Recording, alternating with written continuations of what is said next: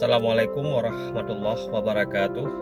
Berjumpa lagi dengan saya Kamaruzaman Bustama Ahmad atau KBA. Ini sekarang berada di salah satu kantor di Kota Banda Aceh. Sebentar lagi jam 10 mau rapat penting. Tapi sebelumnya saya ingin menjelaskan sedikit konsep yang pernah saya paparkan kemarin ketika saya bicara tentang kolektif craziness. Jadi di ujung video saya itu ada saya sebutkan tentang konsep weird. Weird itu W E I R D. Kemarin sempat saya singgung sepintas ketika saya menjelaskan tentang kegilaan bersama, kegilaan kolektif. Namun belum sempat saya singgung tentang konsep weird ini. Jadi weird ini dari bahasa Inggris, sebenarnya artinya juga kalau di bahasa Indonesia kan artinya jadi aneh. Jadi arti weird itu adalah aneh. Jadi kita sebutkanlah sebuah konsep namanya weird society, jadi masyarakat yang aneh. Tetapi weird itu sendiri memiliki kepanjangan, yaitu Western, Education, Industry, Rich, dan yang terakhir kemarin belum sempat saya singgung adalah demokrasi. Jadi ini adalah sebuah legasi dari kemodernan yang terjadi pada manusia, terutama di Barat. Jadi konsep ini kalau tidak salah saya dijabarkan dalam buku The World Until Yesterday, itu ditulis oleh Jared Diamond kalau saya tidak salah.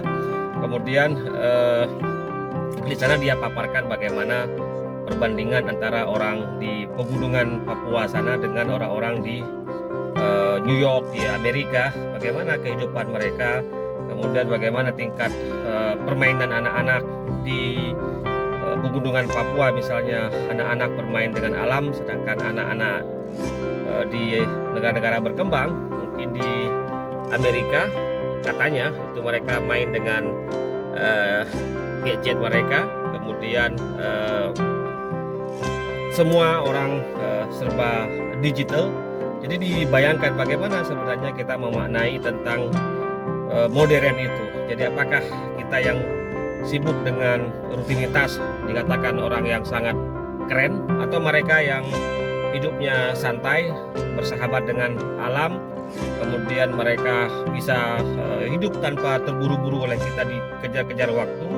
Apakah itu juga dikatakan sebagai sesuatu yang uncivilized? Kemudian bagaimana melihat kehidupan mereka, keseharian mereka, sehingga konsep weird ini sebenarnya buah dari teori-teori modern.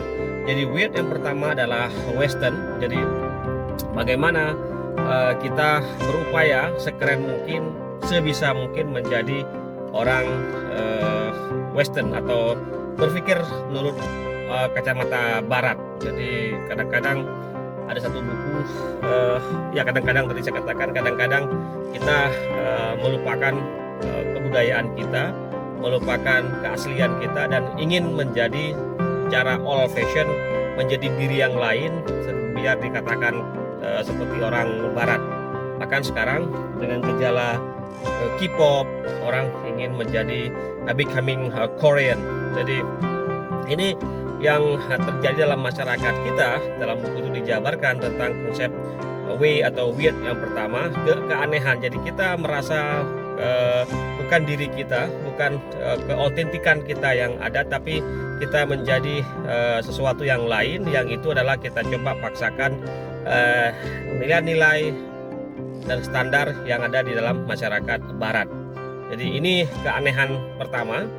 Yang kedua adalah, kalau saya tidak salah, E itu adalah education. Jadi bagaimana orang berlomba-lomba melakukan proses investasi kepada dunia pendidikan. Jadi sekarang pendidikan itu menjadi sebuah industri, dan bagaimana sekarang tren pendidikan di negara kita misalnya sangat mahal. Jadi TK, orang harus membayar sekian ratus ribu, kemudian masuk sekolah di tempat tertentu harus membayar jutaan.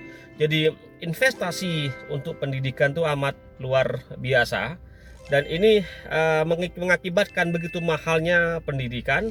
Bahkan di negara Cina itu ada konsep satu keluarga satu anak, dan bagi mereka anak itu ya investasi, jadi anak akan disekolahkan sampai menjadi sukses. Dan ini yang kemudian merubah cara berpikir kita tentang ilmu pengetahuan.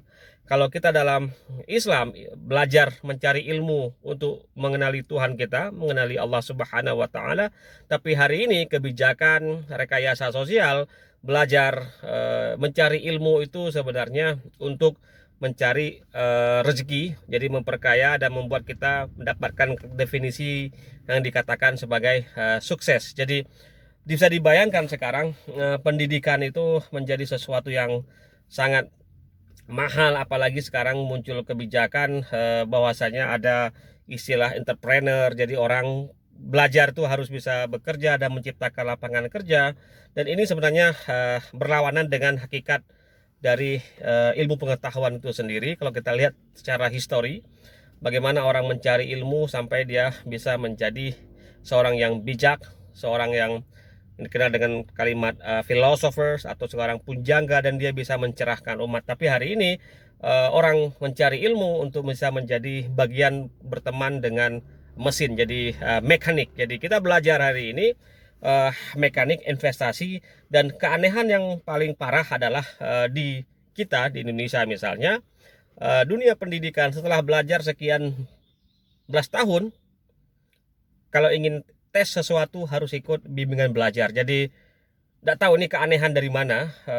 Kita mau jadi PNS sekarang ada bimbingan, mau masuk PNS bisa menjawab CET itu, kemudian mau sekolah ada bimbingan, kemudian les banyak sekali. Jadi kita nggak tahu, saya tidak bisa menjelaskan karena saya bukan pakar pendidikan, dan ini keanehan yang kita terima. Aneh, weird itu tadi. Orang belajar 3 tahun di SMU, kemudian untuk lulus dia harus ikut lagi bimbel, kemudian anak-anak yang sekolah udah bayar mahal, kemudian pulang dari sekolah harus ikut les lagi. Jadi you can imagine, Anda bisa bayangkan bagaimana kita menciptakan keanehan demi keanehan. Yang kedua adalah industri. Jadi ini yang menjadi salah satu tolak ukur kesuksesan di sebuah negara, di mana industri menjadi semacam kewajiban. Jadi the more you have space for industry, the more you have economic activity, jadi kegiatan ekonomi, dan itu bisa katanya bisa mensejahterakan Anda. Tapi ketika kita bicara industri, kita belum bisa mengkorelasikan dengan kata-kata bahagia. Berapa persen orang yang bahagia di negara-negara industri, negara-negara yang sukses, tapi masyarakatnya stres, masyarakatnya memiliki persoalan sakit jiwa. Jadi ada satu buku yang ditulis oleh salah seorang penulis, saya lupa judulnya itu, tapi judulnya Altruism. Dia menceritakan bagaimana kata bahagia itu menjadi begitu mahal dalam masyarakat modern. Jadi orang harus membayar mahal untuk bisa mendapatkan kata-kata bahagia, ikut les, ikut macam-macam, ikut training supaya bisa mendapatkan keadaan dan kenyataan hidup dia yang sangat bahagia. Walaupun sebenarnya dalam alam industri ini orang cenderung jauh dari kata bahagia, meskipun dia memiliki harta yang melimpah tapi tidak mampu mendapatkan kebahagiaan. Dan industri ini juga menjadi tren dalam masyarakat modern, dan sekarang industri pun sudah berubah dari industri yang sangat keras dan menjadi industri yang sangat lunak, yaitu software, infoware, istilahnya macam-macam hari ini. Dan ini kita melihat tren baru, kemudian pendidikan dipengaruhi oleh industri, kemudian pendidikan dunia ilmu pengetahuan memiliki dampak yang amat luar biasa. Kemudian setelah industri tadi ada W, E, I, R. R itu apa? Rich. Rich itu kaya. Jadi orang semua bermimpi jadi kaya raya. Kemarin sudah saya sampaikan dalam kolektif Greziness. Anda bisa bayangkan orang sekarang ya mencari kekayaan, menumpuk kekayaan. Ada buku yang menulis tentang itu, buku Yuval Noah Harari, bagaimana perubahan Homo sapiens, Homo Deus, bagaimana orang memaknai harta, bagaimana orang memaknai ruang publik, kemudian apa bangunan yang dulu menjadi mewah sekarang, apa yang menjadi mewah, dan itu terjadi dalam masyarakat kita dan semakin aneh. Dan tapi kita terima keanehan itu sebagai sesuatu yang sangat wajar dan tidak bisa kita terima dalam lingkungan kita. Jadi kita mengukur orang dengan apa yang mereka punya, bagaimana mereka hidup, dan apa yang mereka konsumsi sehari-hari, dan ini mempengaruhi lifestyle kita. Jadi rich itu sebuah mimpi, dan banyak di YouTube bagaimana orang 10 cara menjadi kaya raya, 7 minggu menjadi kaya. Jadi seorang sekarang bagaimana dia menjadi kaya, ada istilah kaya di usia muda.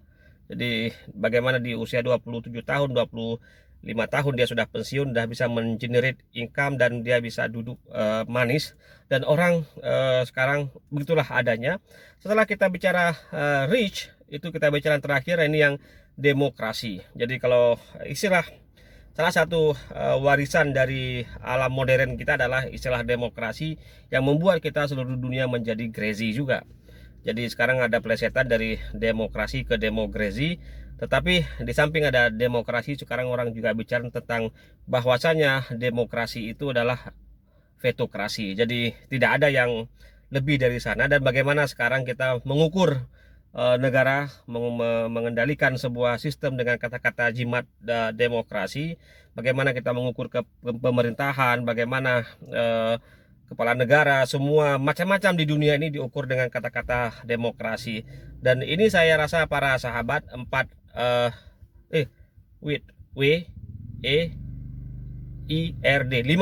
lima suku kata yang terangkum dalam istilah weird ini.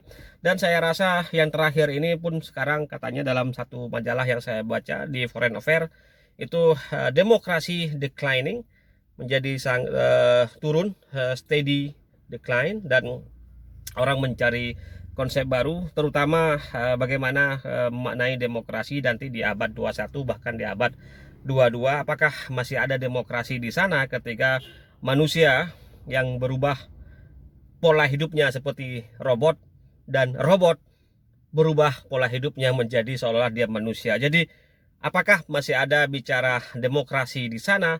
Kita tunggu saja. Tetapi yang paling penting adalah bagi para sahabat harus kita pahami bahwasanya 4 hal ini yang terjadi di alam modern ini, dan diikat oleh penulis buku tadi, The Word Anti-Yesterday, dalam istilah weird, yaitu Western, Education, Industry, Rich, and the lastly is demokrasi, not demokrasi. Demikian para sahabat, semoga ada manfaatnya. Ini sudah jam 10, saya harus menghadiri rapat di kantor di depan saya ini, tidak saya sebutkan. Akhirul kalam, assalamualaikum warahmatullahi wabarakatuh.